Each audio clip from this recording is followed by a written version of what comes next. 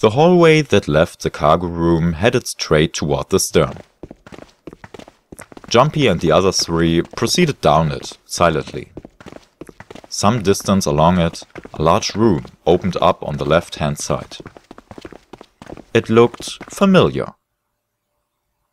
An iron grate covered each of the elevators. Jumpy and his companions drew to a stop and began to discuss what their next move should be. "We've seen this elevator before." "We got off the one on the left just a little while ago." "Then we went through the number 6 door, and that took us to the engine room." "Yes, and after that we passed through the cargo room." "And now we're back here."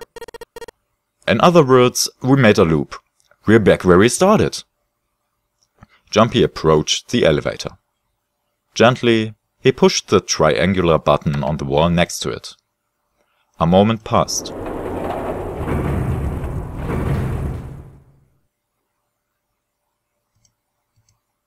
The elevator door opened. Ja. Und jetzt and shut. Pushing the button had apparently restored power to the elevator. The elevator was now functional. "What do we do? Should we return to C deck?" "No, this hallway keeps going. Even if we do end up going back, I think we should see what's down there first." "I agree. Let's go." Their decision made, Jumpy and his companions left the elevators behind and continued down the hallway.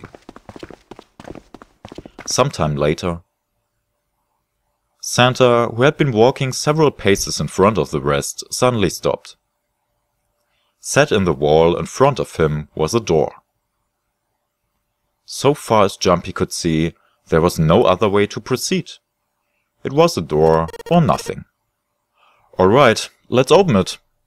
Jumpy took a deep breath, rear-eyed himself, then grabbed the doorknob and pulled the door open. Seltsam verzierte Tür, ne? He paused for a moment, then stepped through into the room. And there he saw the number that had hung over their heads since they'd woken up. Die 9. 9. Like the numbers on every other door, this one too was a rough shape made of red paint. Its door was set into the back wall of the room. Jumpy leapt toward it with a sudden burst of hopeful energy. It was a large double door, heavy and full of solemn importance. He grabbed hold of the door handle and shook. Nothing, but he hadn't expected it to open. The red sat on the wall next to the door. Its screen read, "Vacant." Finally, they'd found it. Jumpy felt himself overwhelmed by a torrent of emotion.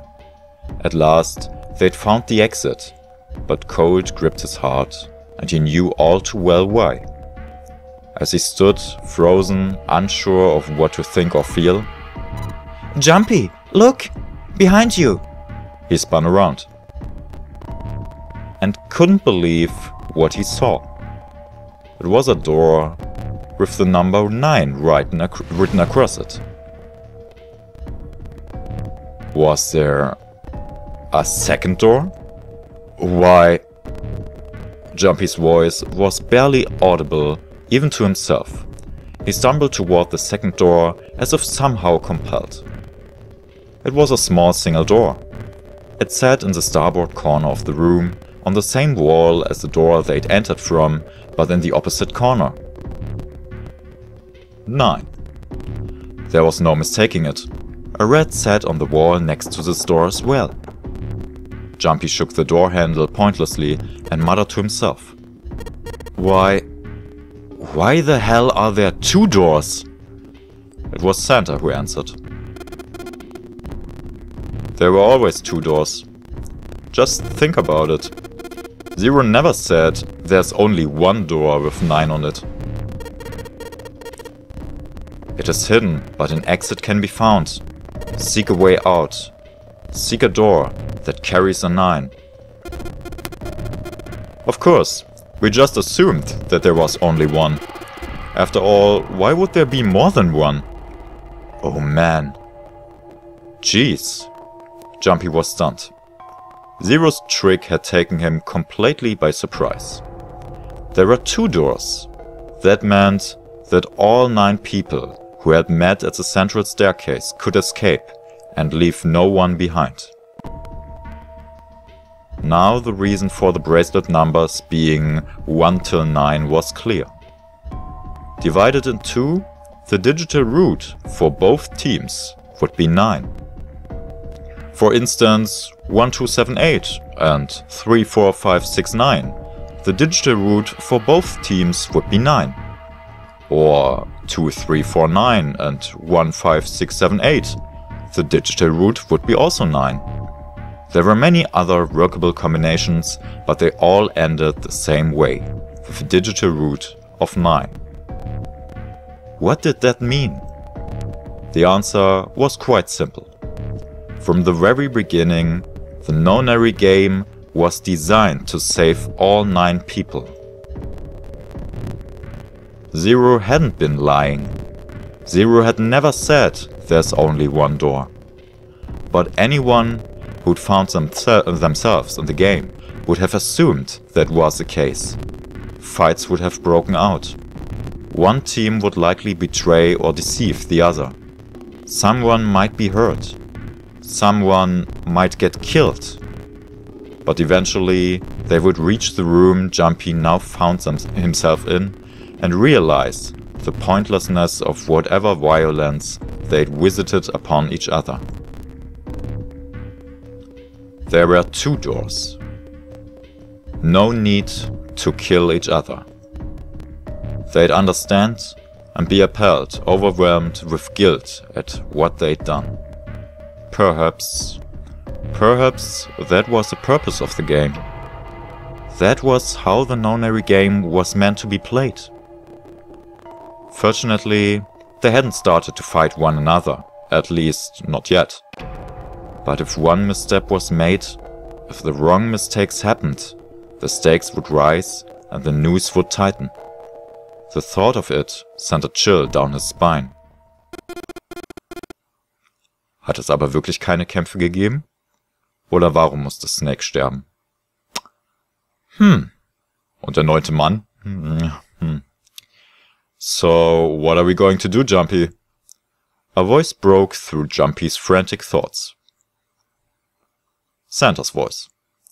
It brought Jumpy back to his senses. No use worrying about the future. He needed to figure out what they were going to do next. There were 4 people in the room.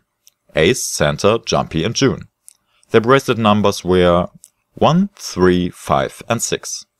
The digital root would be 6. In other words, the 4 of them couldn't open a door with the number 9. But what if there were only 3? Could door 9 be opened with 3 of them? It took him no time at all to determine the answer. There was only one combination of 3 people that would give a digital root of 9. 1, 3 and 5. That would mean... No, we gotta go back. That wasn't a possibility he was willing to consider. Santa and Ace agreed. Yup, I agree. We cannot leave June behind. Jumpy let out a breath he hadn't realized he'd been holding. Are you sure? I don't mind staying. June's body betrayed her true feelings. Her eyes were wet with the beginnings of tears and her legs shook. It's okay. There's no way we'd leave you behind. Santa had said what Jumpy had known the moment he realized which 3 people could go through the door.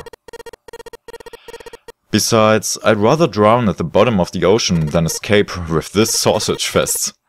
Maybe I'll get to go to Atlanta. Are you sure you don't mean Atlantis? Oh, right. Perhaps it was a sudden reassurance that no one wanted to leave June behind, but Jumpy laughed harder than he had in some time. Santa and Ace smiled. You guys... June blinked tears from her eyes and bit her lip. She didn't seem to know what else to say. Very well. Best we head back to Seat then. We should be able to take the elevator we passed earlier. Perhaps Clover, Seven and Lotus will have returned from door 1.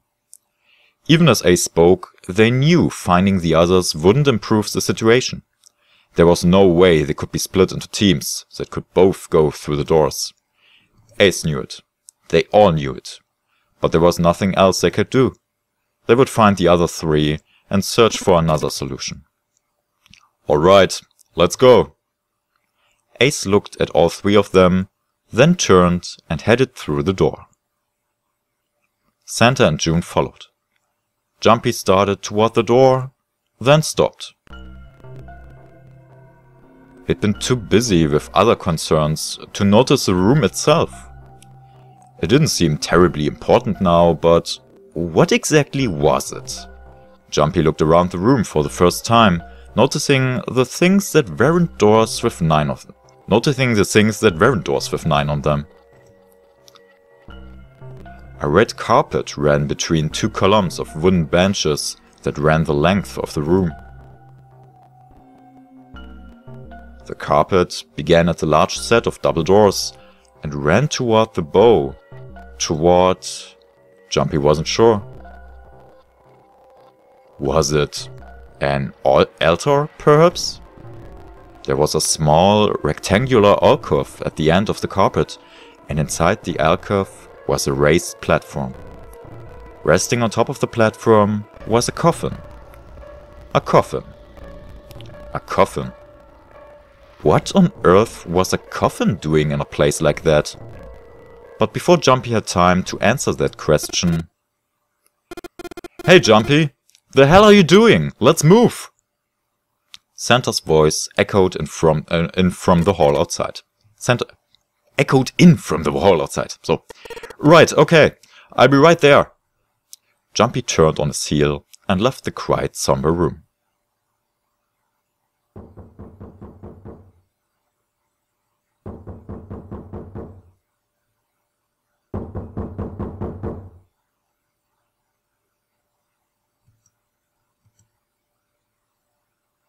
Was zum Teufel?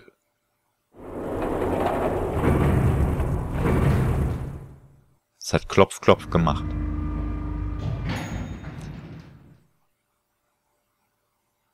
They took the elevator up to Seat. Once there, they headed back toward the main hall and the central staircase. It didn't take them long. Jumpy found Seven and Lotus waiting for them. They didn't look happy. We've got a problem. Clover's gone. Jumpy and his 3 companions looked at one another. He turned back to Seven and Lotus. What do you mean, gone? Santa, Ace and June had their own questions to ask. When? Why? You 2 went into door 1 with Clover, didn't you? Seven and Lotus responded as best they could. Yeah, we went through the door together. But Clover barely spoke to us.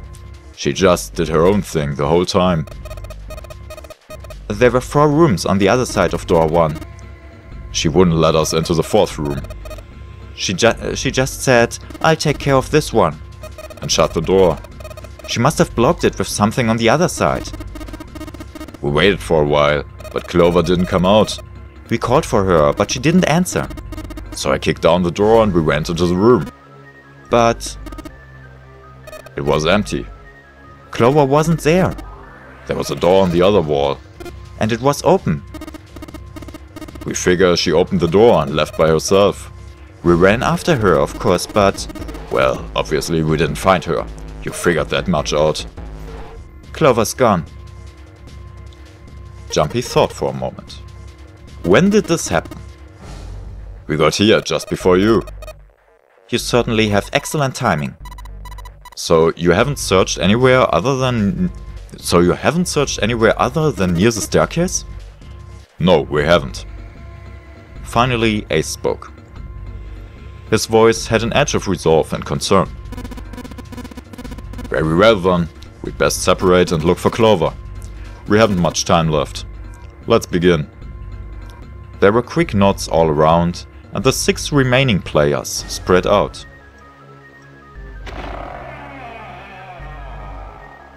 Jumpy and June ran into the central hospital room and looked around. She's not here. No, she isn't. They searched a little longer, but with no luck. They couldn't find Clover. Finally, they gave up and left the central hospital room.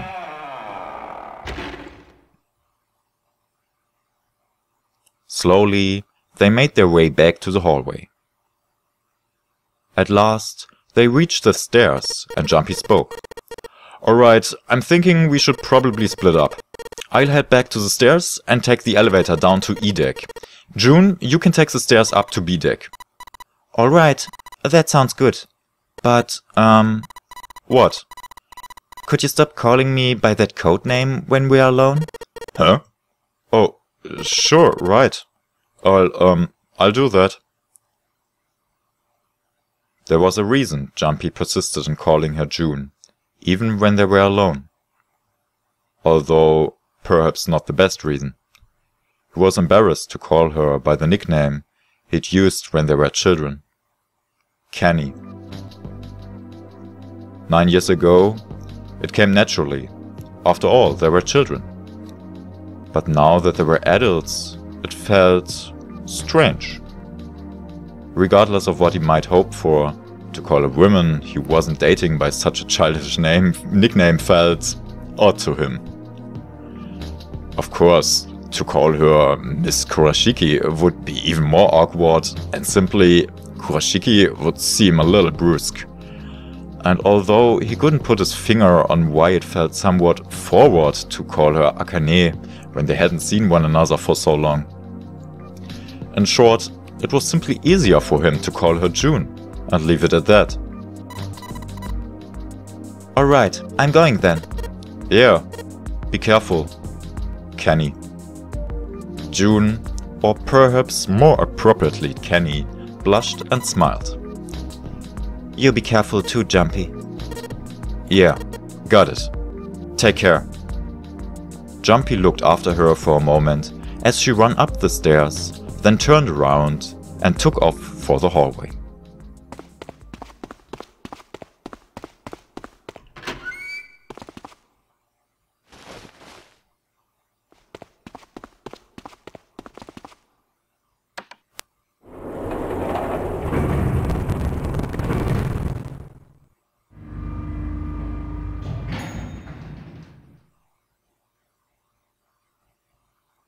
Tragedy always strikes when one least expects it. But to wait for a man to stand before striking him down seems almost crueler than dealing the fatal blow while he lies on the ground. A light in a dark place, June's smile had given him hope, both for escape and possibly for something else. It was that hope that raised his spirits just enough that they might soon be fully dashed. He opened the elevator door, and there she was. A woman sat slouched against the wall. Lotus. Jumpy felt his blood turn to ice. Her body was limp, and her skin smooth and pale as always. Was covered in bright red blood. Jumpy felt his chest constrict. He couldn't breathe, and his legs began to shake. A slow, cold drop of sweat trickled down his back. He felt his stomach somersault. Jumpy's mind went blank, all his thoughts replaced with endless hissing white. Driven by little more than instinct, he began to walk toward Lotus, slowly. Each slow movement of his stiff limbs brought him closer to her corpse. Finally, he stood next to her. Robotically, he bent down and put his hand against her neck. There was no pulse, no rise and fall of breathing. She was slightly warm. Something, somewhere in Jumpy's shaken mind told him that meant she had been killed recently. Yes, Jumpy thought, his mind slowly returning. She had been killed. Someone had killed her. There was a deep cut on the left side of her chest. Blood still oozed from it, although clearly her heart had stopped beating some time ago. The weapon had been a knife then? Perhaps she had been stabbed in the heart once. She would have died immediately. He took little comfort from knowing she must have suffered very little. Only then did Jumpy notice Lotus' bracelet was gone. Lastly, let us discuss how to remove the bracelets. There are only two ways to do so.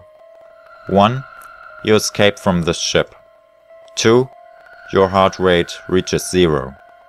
In other words, once the bracelet is taken outside the confines of the ship, or detects that its wearer's heartbeat has fallen to 0, it will shut down automatically. Was that why the killer had ended Lotus' life? So that they might have the number 8 bracelet?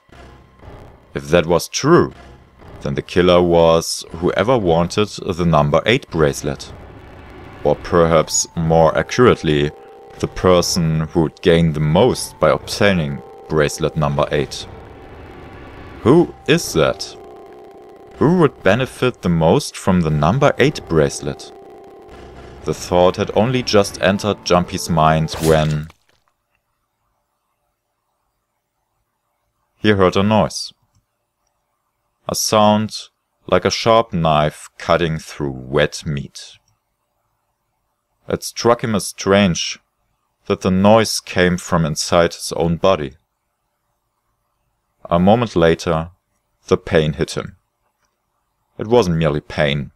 There was heat, extreme heat as well. He felt as though molten iron had been splashed against the side of his body. Finally, his brain made the connection. He had been stabbed. But where? His body was quickly going numb. He couldn't tell where the knife had met his flesh. Given the circumstances, however, he had most likely been stabbed in the back. Whoever had killed Lotus had now done the same to Jumpy as well. His voice was little more than a weak groan. With what little strength he had left, Jumpy turned his body, trying to catch a glimpse of his attacker.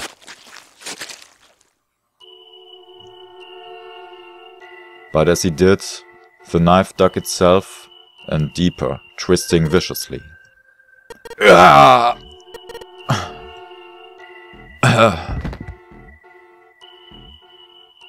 He collapsed to the floor, a puppet with its strings cut.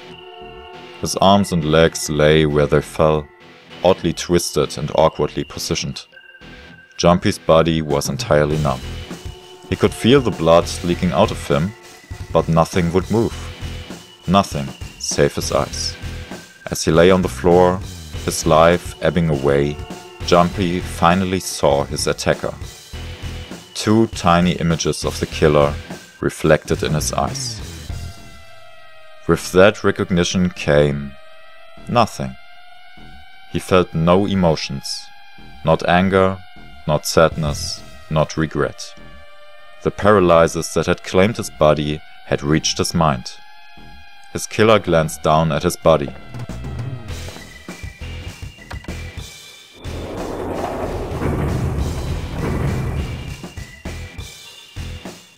Then, without a word, climbed into the elevator and was gone. His eyesight began to fade. The world grew blurry and began to dissolve into an empty white fog. The fog crept into the edges of his mind and worked inexorably inward. Soon, it swallowed up the last that remained of Jumpy's mind and his consciousness left him. There was nothing more. Into utter emptiness he fell. Into zero.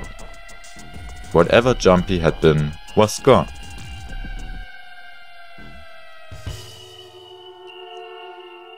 Bad End. Ja. Und da ist es also nun. Das dritte Ende von Nine Hours, Nine Purses, Nine Doors in meinem Let's Play. Das Knife Ending, also Messerende. Man kann sich wahrscheinlich denken, warum es diesen Namen bekommen hat. Ja, was haben wir jetzt alles aufzuarbeiten? Eine ganze Menge vermutlich. Zunächst einmal können wir speichern. Und dann erfahren wir auch, warum das Messerende auch Messerende heißt. Nun ganz einfach, weil das Symbol hier oben einfach zu sehen ist. Und wenn wir jetzt hier Begin with Memories starten, sehen wir, dass wir 3 Enden freigespielt haben. Und jetzt eben nur noch 3 weitere Enden fehlen. Okay. Was haben wir? Hat das Ende jetzt tatsächlich wieder mehr Fragen aufgeworfen als alles andere? Ich weiß es nicht. Es haben sich viele Dinge auch überschnitten. Zunächst einmal haben wir zum einen in diesem Ende gelernt, warum Jumpy tatsächlich Akane Kenny nennt in dem Submarine-Ending. Das war eben der Nick, der Spitzname, den sie früher von ihm verpasst bekommen hat. Das ist ja irgendwie eine recht süße Geschichte. Was wir allerdings auch gelernt haben, ist die Tatsache, dass Lotus für den Killer eine ziemlich exorbitante Rolle spielt. Denn auch in diesem Ende ist sie ebenso wie im U-Boot-Ende gestorben. Gut, im U-Boot-Ende sind alle gestorben, aber hier war wieder der Fokus auf ihrem Armband mit der Nummer 8, das für den Killer wohl ganz augenscheinlich eine extrem große Rolle spielt. Nun, ja. Ich muss ja ganz ehrlich sagen, ich hatte damals auch wirklich das Messerende als drittes. Und zu dem Zeitpunkt hat es mich so ein ganz klein bisschen geärgert, dass ich von dem Spiel wieder nicht genug Informationen bekommen habe. Und dass es mittlerweile schon das 3. Mal ist, dass wir mehr oder weniger draufgegangen sind. Und ja, das hat mich schon so ein ganz klein bisschen fuchsig gemacht. Nichtsdestotrotz auch neugierig, weil ich in dem Moment wusste eigentlich, komm, jetzt so langsam aber sicher müssen dann auch mal ein paar Fragen beantwortet werden. Und so ist es auch, denn mit dem nächsten Ende, welches wir erreichen werden, werden sicherlich schon mal ein paar Fragen aufgeklärt. Und ja, ich bin schon sehr gespannt dann auf eure Reaktion. Und ich bin schon sehr gespannt darauf, das Ganze dann selber spielen und erleben zu dürfen. Und ich hoffe, ihr seid dann auch wieder mit von der Partie und dergleichen. Würde mich freuen, wenn ihr wieder unter diesem Video ein bisschen diskutiert über das Ende und ein bisschen schreibt, was ihr so davon haltet und weiterhin eure Vermutungen und Theorien so ein ganz klein bisschen zum Besten gebt. Kann dann ja im Laufe des nächsten Videos so ein ganz klein bisschen darauf eingehen. Aber ansonsten soll der Fokus natürlich darauf liegen, dass wir dann jetzt so langsam aber sicher eines der schöneren, besseren Enden, eines der Enden mit mehr Antworten erreichen. Ja, darauf sollte der Fokus dann irgendwie ein ganz klein bisschen liegen. Wobei ich persönlich noch nicht genau weiß, welches Ende ich jetzt anstrebe. Ja, muss ich mal gucken. Vielleicht gucke ich es mir auf dem DS auch noch vorher nochmal an und entscheide dann spontan, was gerade besser wäre oder was nicht. Für den Moment soll es aber gewesen sein. Ich war der Heringway. Das war, ja, 9 Hours, 9 Persons, 9 Doors für den Moment. Ich hoffe, es hat euch wieder gefallen und ich hoffe, ihr seid auch beim nächsten Mal wieder mit dabei, wenn es weitergeht mit dem Spiel. Ich sag dann aber erstmal Tschö mit Ö und hoffentlich bis ganz, ganz bald.